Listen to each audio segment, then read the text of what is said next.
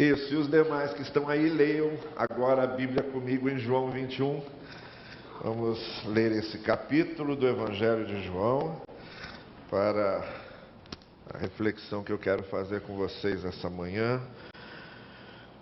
Evangelho de João, capítulo 21. Nós vamos ler o capítulo todo. É um dos capítulos mais importantes das narrativas do Evangelho, capítulo que fecha este que é considerado também, dos 4 evangelhos, aquele que reúne o maior número de discursos e reflexões de Jesus, um evangelho mais tardio, o último a ser escrito, depois dos 3 anteriores, que são chamados de sinóticos, e que possui essa narrativa muito especial da ressurreição de Cristo e de uma das aparições de Jesus, que lemos assim: depois disso Jesus apareceu novamente aos seus discípulos à margem do mar de Tiberíades, que era o mar da Galileia. Dependendo da cidade onde eles estavam, o mar era chamado ou mar de Tiberíades ou mar da Galileia. Foi assim, estavam juntos Simão Pedro, Tomé, chamado Dídimo, Natanael de Caná da Galileia, os filhos de Zebedeu e os 2 outros discípulos. Vou pescar, disse-lhe Simão Pedro. E eles disseram: nós vamos com você. Eles foram e entraram no barco, mas naquela noite não pegaram nada. Ao amanhecer, Jesus estava na praia, mas os discípulos não o reconheceram. Ele lhes perguntou: filhos, vocês têm algo para comer? Eles responderam que não. Ele disse: lancem a rede do lado direito do barco e vocês encontrarão. Eles a lançaram e não conseguiram recolher a rede, tal era a quantidade de peixes. O discípulo a quem Jesus amava disse a Pedro: é o Senhor. Simão Pedro, ouvindo-o dizer isso, vestiu a capa, pois a havia tirado, e lançou-se ao mar. Os outros discípulos vieram no barco arrastando as redes cheias de peixes, pois estavam apenas a cerca de 90 metros da praia. E quando desembarcaram, viram ali uma fogueira, peixes sobre brasas e um pouco de pão. Disse-lhe Jesus: tragam alguns dos peixes que acabaram de pescar. Simão Pedro entrou no barco e arrastou a rede para a praia. Ela estava cheia, tinha 153 grandes peixes. Embora houvesse tantos peixes, a rede não se rompeu. Jesus lhes disse: venham comer. Nenhum dos discípulos tinha coragem de lhe perguntar: quem és tu? Sabiam que era o Senhor. Jesus aproximou-se, tomou o pão e o deu a eles, fazendo o mesmo com o peixe. Esta foi a 3ª vez que Jesus apareceu aos seus discípulos depois que ressuscitou dos mortos. Depois de comerem, Jesus perguntou a Simão Pedro: Simão, filho de João, você me ama mais do que estes? Disse ele: sim, Senhor, tu sabes que te amo. Disse Jesus: cuide dos meus cordeiros. Novamente Jesus disse: Simão, filho de João, você me ama? Ele respondeu: sim, Senhor, tu sabes que te amo. Disse Jesus: pastoreie as minhas ovelhas. E pela 3ª vez ele lhes disse: Simão, filho de João, você me ama? Pedro ficou magoado por Jesus ter lhe perguntado pela 3ª vez: você me ama? E lhe disse: Senhor, tu sabes todas as coisas e sabes que te amo. Disse-lhe Jesus: cuide das minhas ovelhas. Digo-lhe a verdade. Quando você era jovem, vestia-se e ia para onde queria, mas quando for velho, estenderá as mãos e outra pessoa o vestirá e o levará para onde você não deseja ir. Jesus disse isso para indicar o tipo de morte com a qual Pedro iria glorificar a Deus. E então lhe disse: siga-me. Pedro voltou-se e viu que o discípulo a quem Jesus amava, que era o apóstolo João, o seguia. Este era o que estivera ao lado de Jesus durante a ceia e perguntara: Senhor, quem te irá trair? Quando Pedro o viu, perguntou: Senhor, e quanto a ele? Respondeu Jesus: se eu quiser que ele permaneça vivo até que eu volte, o que lhe importa? Quanto a você, siga-me. Foi por isso que se criou uma fake que foi espalhada nas redes sociais entre os irmãos, com o rumor de que aquele discípulo não ia morrer. Mas Jesus não disse que ele não iria morrer, apenas disse: se eu quiser que ele permaneça vivo até que eu volte, o que lhe importa? Este é o discípulo que dá testemunho dessas coisas e que as registrou. Sabemos que o seu testemunho é verdadeiro. Jesus fez também muitas outras coisas. Se cada uma delas fosse escrita, penso que nem mesmo no mundo inteiro haveria espaço suficiente para os livros que seriam escritos. Olha aqui para mim um pouquinho, deixa eu dizer uma coisa para você. O que define a renovação da nossa fé é essa experiência com o Cristo ressuscitado. Todos nós passamos momentos em que nos sentimos mais frágeis na fé, mais em dúvida, um pouco mais desanimados e desalentados. Todos nós temos momentos em que nos sentimos, às vezes mais perto de Deus, às vezes mais longe.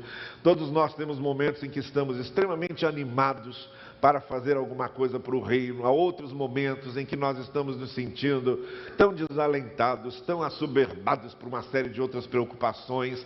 Bem, o fato é que a nossa vida cristã sempre oscila.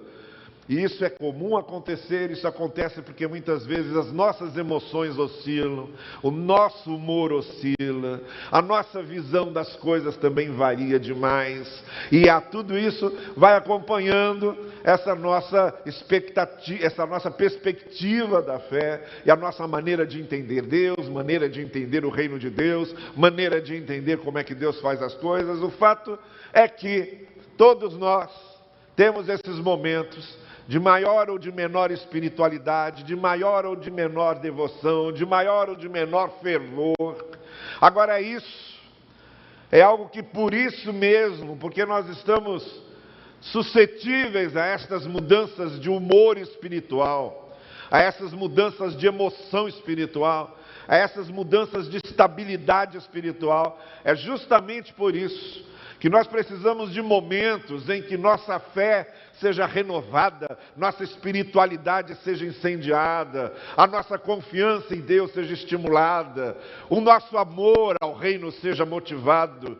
E esses momentos são indispensáveis para que nós possamos continuar seguindo como discípulos, como aconteceu com esses discípulos aqui. Agora, esse tipo de renovação, como esse momento em que estamos nós aqui, nos preparando para os 80 anos da nossa igreja e pensando o que podemos fazer mais, e esse desafio que nos é imposto, o que foi feito antigamente contou muito, mas não pode se tornar um cais, onde a gente ancore ali o barco e pense que já conseguiu tudo o que pode ser feito. Mas no momento em que perguntamos a nós mesmos, muitas vezes, o que é que eu posso fazer mais pelo reino?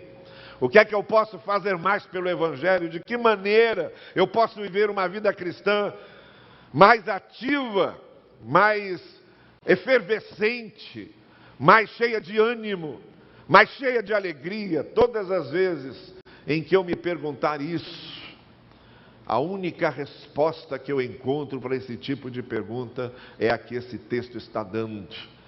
Eu preciso renovar o meu encontro com o ressuscitado. Porque a grande mensagem que Jesus passou com a sua ressurreição foi essa: assim como eu estou vivo, venci a morte, e venci o túmulo, e venci a sepultura, e venci o poder da morte, eu estou aqui para ajudá-los a vencer esses momentos de morte espiritual, de morte da fé, de morte do ânimo, de morte da alegria, de morte do engajamento. Esse Senhor que ressuscitou e está conosco faz isso e está disposto a fazer isso. O que eu queria mostrar para vocês nesse texto é que essa renovação da nossa fé, que se dá diante do Cristo ressuscitado, ela tem algumas qualidades, alguns atributos, algumas decorrências, alguns aspectos que são indispensáveis para que isso aconteça. Algum tipo de consciência que precisamos ter a respeito dessas coisas. E é sobre isso que eu quero falar. A primeira coisa que a gente vê acontecer nesse texto aqui, nesse encontro dos discípulos com o ressuscitado, e que de alguma forma também descreve o nosso encontro constante com o Cristo ressuscitado, é que eles chegaram à conclusão e eles viram por experiência própria que estar junto e não pescar nada, acontece porque quando Jesus não está, nada vai. Vejam que o texto começa dizendo que eles estavam juntos, estavam reunidos como muitas vezes uma igreja está junta e reunida. Vejam que eles estavam trabalhando, que eles estavam realizando alguma coisa como muitas vezes uma igreja reage. Mas vejam também que o sucesso foi nenhum. Não pegaram nenhum peixe. As redes vieram vazias.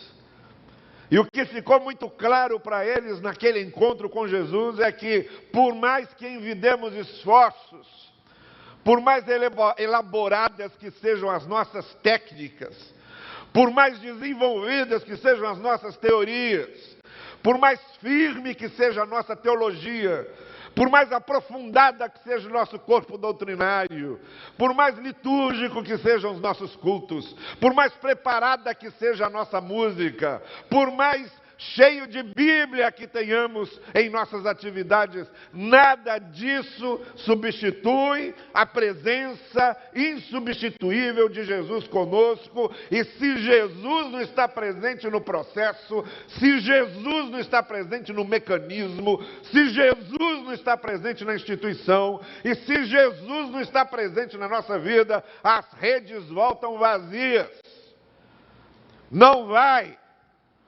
Não desata, não desencanta.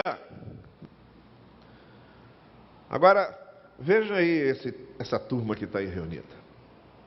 Aí você diz assim, mas isso tem muito a ver conosco, nós somos tão frágeis, nós somos tão pequenos, nossas capacidades são tão limitadas. Mas olha aí, esse hall de membros dessa igreja que estava aí na beira da praia.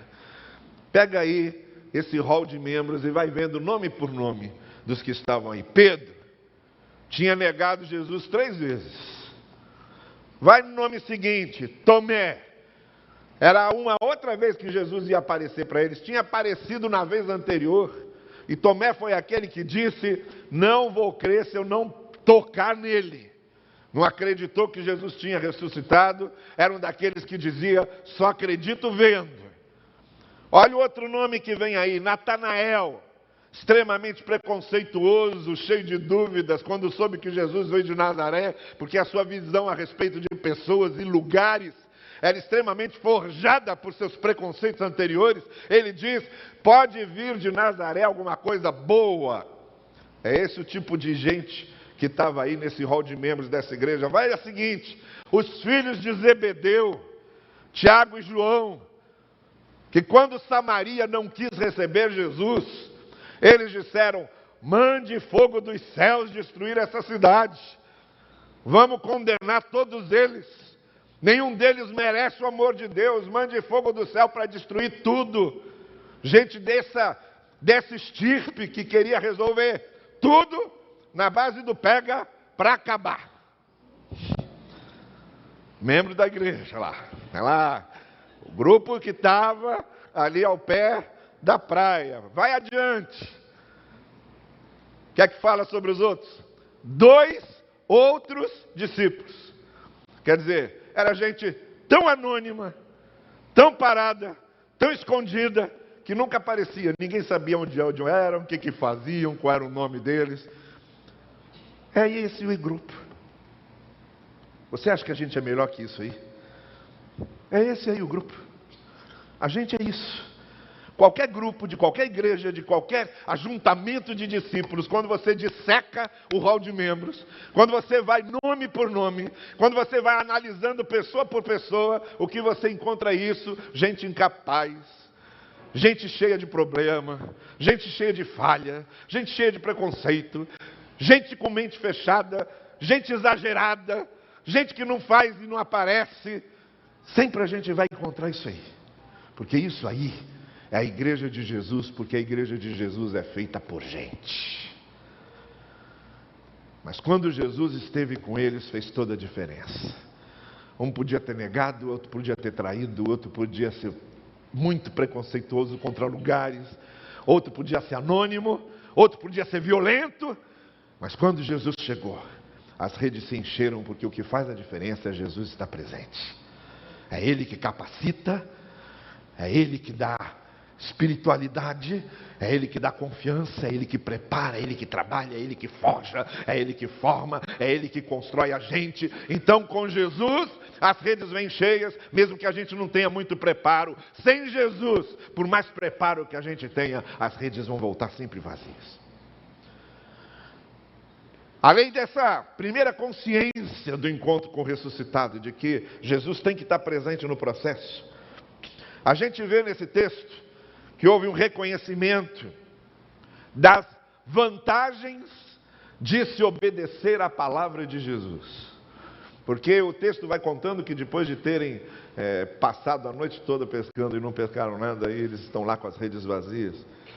E Jesus já chegando lá perto deles, se manifestando outra vez diante deles, Jesus diz o que eles tinham que fazer: joguem de novo. Joguem outra vez. Eles podiam ter levantado uma série de argumentações, uma série de justificativas, podiam ter dito uma série de coisas, mas eles fizeram o que a palavra de Jesus dizia. E aí o resultado foi outro completamente diferente.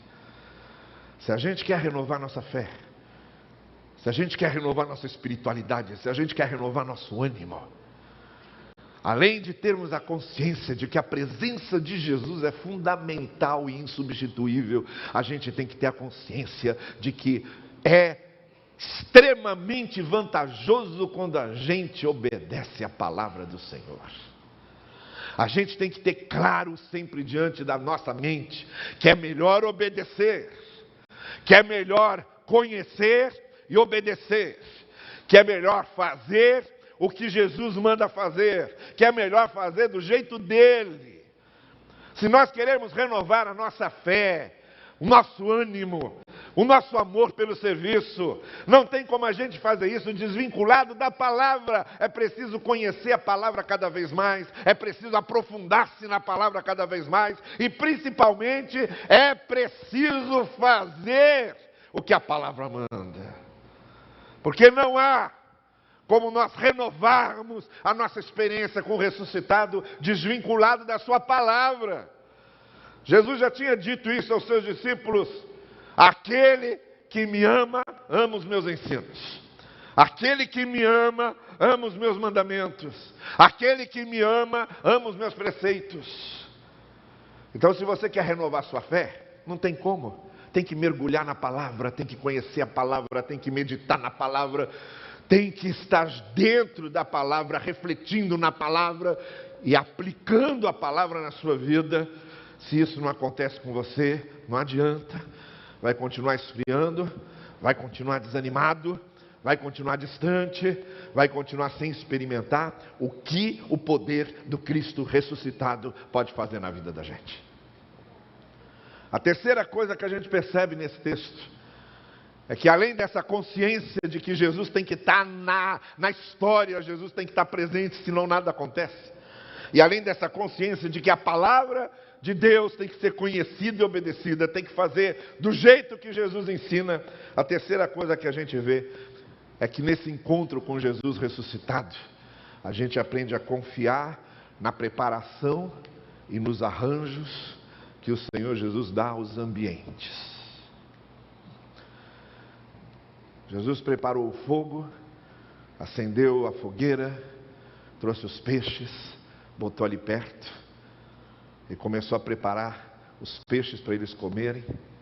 Primeiro veio o grupo de discípulos, porque Pedro tinha pulado do barco quando ele viu que era Jesus. Quando ele viu que era Jesus, ele lembrou que ele tinha negado Jesus. Porque tinha uma coisa que confortava Pedro: como essa turma não estava lembrando de ressurreição, nem estava lembrando que Cristo ia voltar à vida, com certeza, nesses 3 dias, uma coisa veio na mente de Pedro: eu estou com muita vergonha do que eu fiz, estou muito triste pelo que eu fiz, mas graças a Deus não vou encontrar com o Senhor, então não vou ter que explicar nada.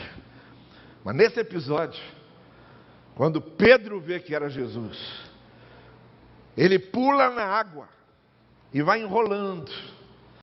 Os outros discípulos vão, se aproximam de Jesus, sentam-se com ele. Ele já preparou a fogueira, preparou tudo. E Pedro lá enrolando. Ele é o último que chega, envergonhado, sem saber o que dizer, sem saber para onde olhar, sem saber onde botar a mão. Mas Jesus já tinha preparado tudo. Quando a gente está aqui, nas nossas preocupações interiores, nas nossas aflições interiores, a gente nem percebe como Jesus vai preparando as coisas, como Deus vai dispondo o ambiente. A gente tem que confiar nisso. A gente tem que confiar que a gente não tem poder sobre todas as coisas, mas tem que confiar que alguma coisa o Senhor está fazendo que nós não podemos fazer. E quando a gente chega lá e encontra a coisa toda preparada, resolvida muitas vezes, aquele problema que parecia uma coisa sem solução, que a gente ficou noites e noites sem dormir e sem saber como resolver aquilo, de repente o problema se resolve por si mesmo. E a gente é surpreendido por uma solução que a gente não esperava. É Jesus preparando o ambiente. Deixa eu dizer uma coisa para você. Você pode estar hoje lidando com um problema em família muito grave. Você pode estar hoje lidando com um problema no emprego muito grave. Você pode estar lidando hoje com um problema pessoal muito grave. E pode estar agora perguntando como é que eu resolvo isso, como é que eu vou fazer isso. O que esse texto nos ensina é que mais do que ninguém, o Senhor conhece a aflição do nosso coração. E Ele vai preparando o ambiente. E Ele sabe como vai fazer, e Ele sabe como vai levar a gente. E quando a gente menos esperar, as soluções de Deus serão reveladas a nós. A nossa fé é reconstruída, realimentada quando nós temos esse encontro com Cristo ressuscitado, a partir dessa consciência de que sem Jesus não dá, nada acontece.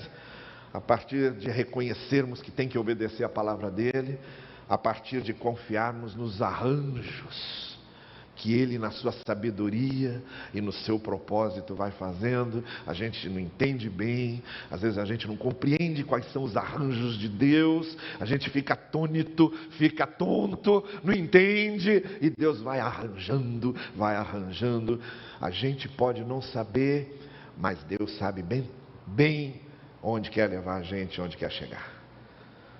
Mas há uma quarta coisa que aconteceu aqui. Nesse encontro com Jesus ressuscitado, eles descobriram que seguir a Jesus é principalmente ter comunhão com Ele.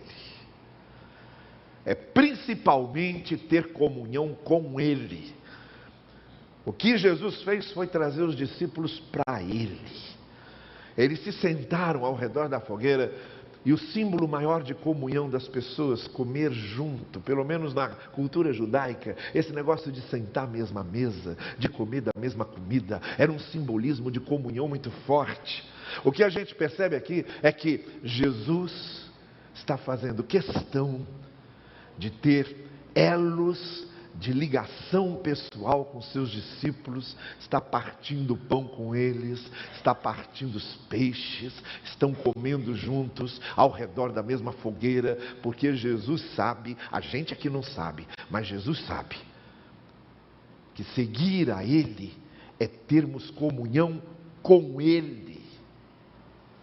Não basta ter comunhão com uma estrutura institucional, não basta ter comunhão com um dogma. Não basta ter comunhão com uma doutrina. Não basta ter comunhão com uma imagem.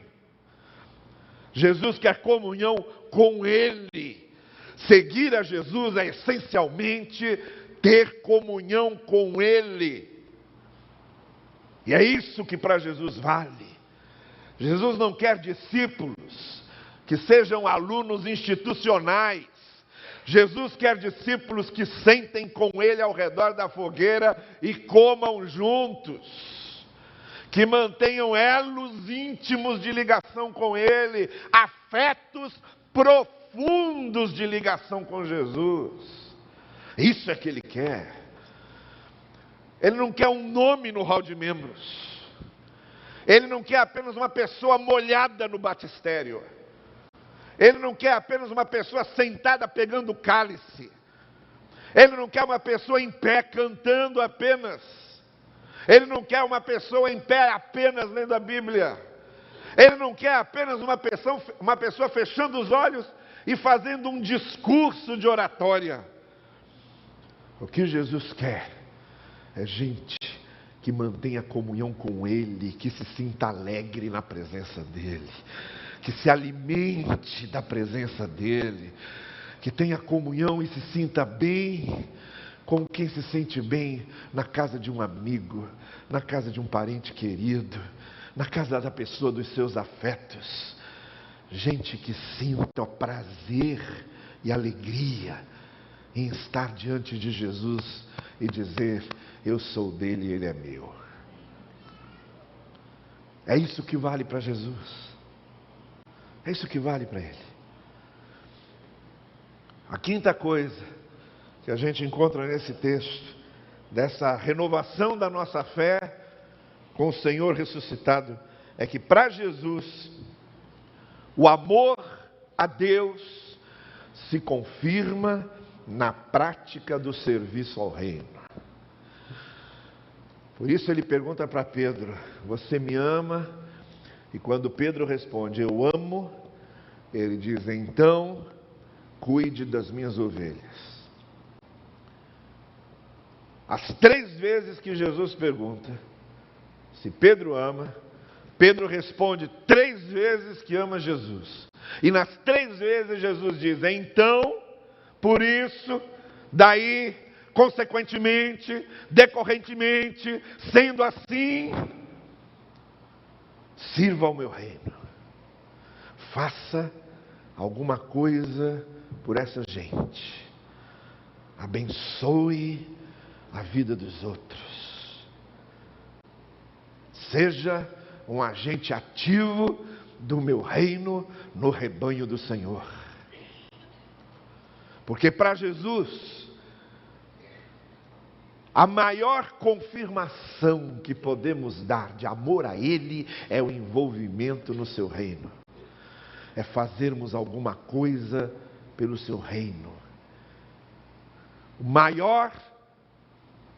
A maior comprovação de que amamos a Deus é quando esse amor se transforma em algo prático para o reino de Deus e para abençoar as pessoas. Não tem desvinculação. Para Jesus não existe um discurso de amor e uma prática. Para Jesus as 2 coisas têm que andar juntos. Para Jesus não tem como dizer: eu amo a Cristo, mas não gosto da igreja de Cristo. Para Jesus não tem como dizer: eu amo a Cristo, mas não gosto do reino de Cristo. Para Jesus não tem como dizer: eu amo a Cristo, mas não gosto de testemunhar de Cristo.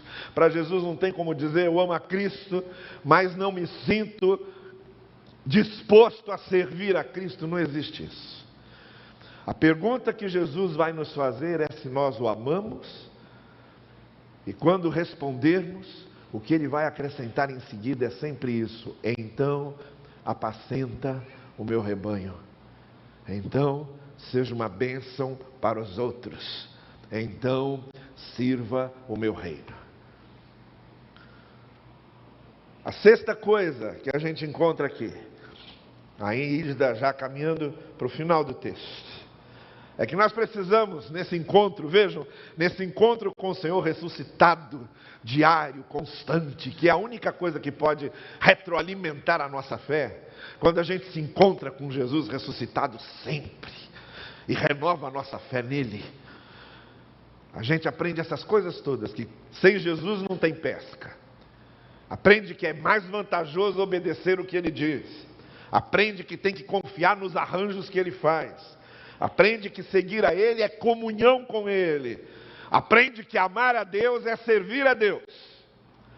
A 6ª coisa que a gente aprende é a descansar no propósito que ele tem para cada um. E o propósito que ele tem para cada um é diferente, porque cada um é cada um. Foi daí que veio Jesus Cristo dizer para Pedro: olha, Pedro, eu vou te dizer uma coisa. Vai chegar um momento na sua vida em que hoje você faz tudo como quer, do jeito que quer, você é livre. Mas deixa eu falar uma coisa, vai chegar um momento que não vai ser possível isso não. Vai chegar um momento em que vão te levar para onde você não quer, vão fazer com você o que você não gostaria. E Jesus estava se referindo, provavelmente, ao martírio dele, quando Pedro seria preso, seria executado, como todos os apóstolos foram, cada um deles com o seu tipo de execução. Ou então, estava se referindo à longevidade de Pedro e ao preço que ele talvez pagaria por essa longevidade. Porque quem vive muito tem que pagar o preço de depender dos outros. Quem vive muito chega num ponto em que já não pode viver sozinho, vai precisar da ajuda dos outros para andar, para tomar banho, para ser socorrido. Mas de uma forma ou de outra, Pedro teve uma preocupação que ele não precisava ter, que é: e o que vai acontecer com João? E ele, como é que vai ser? Com certeza Pedro dentro dele estava dizendo assim: bom, se comigo vai ser ruim assim, se com João for pior, pelo menos eu fico mais confortado. Mas aí Jesus diz: não importa, não importa. Se eu quiser que ele viva para sempre, o que é que isso importa para você? Cuide da sua vida, Pedro. O propósito que Deus tem para a sua vida é para você. E é diferente do propósito que Deus tem para a vida de cada um. Como vai ser nosso futuro, como vai ser a nossa velhice, ou como nós vamos terminar a vida, isto faz parte do propósito de Deus e fundamentalmente isso será diferente de outros. Porque quando Deus olha para cada um, Ele vê cada um. Cada um de nós tem a sua própria experiência, cada um de nós tem seu próprio caminho. Eu também gostaria de ser muita gente que eu não sou. Eu gostaria de ser um jogador de futebol desses, que pega a bola, vai driblando dois. Eu queria ter sido Garrincha. Provavelmente eu não ia beber tanto, porque eu não gosto de álcool, mas eu gostaria de ter sido Garrincha. Gostaria de ser um cantor desses, que quando começa a cantar todo mundo para, fica em êxtase. Eu queria ser um cantor desses que encanta todo mundo. E quando eu chegasse perto do microfone, as pessoas dissessem: canta mais, canta mais. Eu queria ser um cantor desses, sabe? Eu queria ser um instrumentista desses que chega no piano e começa a tocar. E parece que aquele piano está falando. E aí, de repente, a gente começa a ser transportado para cenas da infância, nostalgias do passado, lembranças que vão inundando o coração da gente de alegria por causa de uma música que está sendo tocada e por causa daquele pianista que está tocando. Eu queria ser um pianista desse. Ou eu queria ser um Billy Graham, tá bem? Para não dizer, não fica muito longe do que você é. Eu queria ser um Billy Graham, eu queria ter sido Billy Graham, conhecido no mundo inteiro, respeitado no mundo inteiro. Mas olha, eu não sou nem cantor, nem pianista, eu não sou nem jogador de futebol, e nem sou Billy Graham. Eu sou Carlos Novaes. E o propósito que Deus tem para a minha vida é o propósito que Ele tem para a minha vida. E o que tem que me deixar feliz e satisfeito não é o desejo de ter estado no lugar de alguém, mas é a certeza de que aquele lugar que eu ocupo e que está sendo ocupado por mim, foi o lugar que Deus destinou a mim, porque ninguém mais poderia ocupar aquilo que eu estou ocupando. Essa é a certeza que cada um de nós tem que ter. E quando a gente encontra com Cristo ressuscitado, a nossa fé se renova e a nossa experiência com Ele se renova por causa disso. Por causa dessa certeza de que Deus trabalha cada um do seu jeito. E por fim, só para a gente terminar, o que esse texto nos ensina nesse nosso encontro com o ressuscitado é que nós temos que aceitar humildemente uma coisa. O apóstolo João termina dizendo: olha, Jesus fez muitas outras coisas. Se cada uma delas a gente escrevesse, nem o mundo inteiro haveria espaço suficiente para os livros que seriam escritos. Tem muita coisa que a gente não sabe sobre Jesus. Muita coisa que Jesus fez que nunca foi escrito. Muita coisa que ele operou que nunca ficou registrado. Muito mais coisas do que a gente imagina. Mas que não aprove a Deus registrar por causa dos seus propósitos. E a gente tem que sempre reconhecer humildemente: nenhum de nós pode controlar Deus do seu jeito. Nenhum de nós pode dizer: eu já sei o suficientemente sobre Deus. Nenhum de nós pode dizer: Cristo cabe aqui nessa gaveta. Cristo cabe aqui nesse credo. Cristo cabe aqui nessa religião. Ou Cristo cabe aqui nessa igreja. Porque Cristo será sempre maior que tudo isso. Será maior que qualquer credo, será maior que qualquer igreja, será maior que qualquer religião, porque nós temos um Senhor que é singular, que é maior que tudo e que ninguém pode controlar. A gente humildemente tem que reconhecer que o que podemos fazer é segui-lo, ouvir a sua voz e ir aprendendo cada vez mais com Ele. Cada vez mais temos o que aprender com Ele. Cada vez mais temos a crescer. É isso que vai renovando a nossa fé.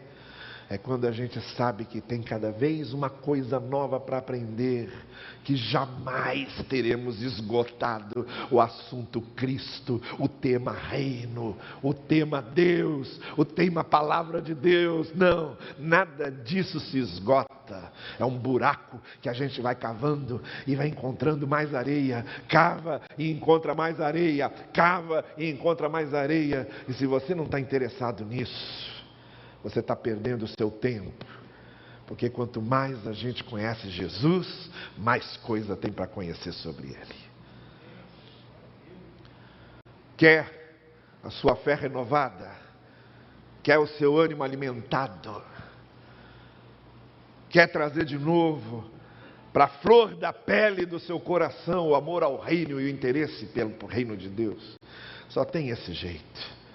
É esse encontro permanente com o Cristo ressuscitado. E quando esse Cristo ressuscitado tem encontro permanente conosco, essas coisas acontecem e a gente vai sendo aquilo que o Senhor vai transformando a gente para ser. Que o Senhor nos abençoe e nos conduza nesse caminho. Amém? Amém.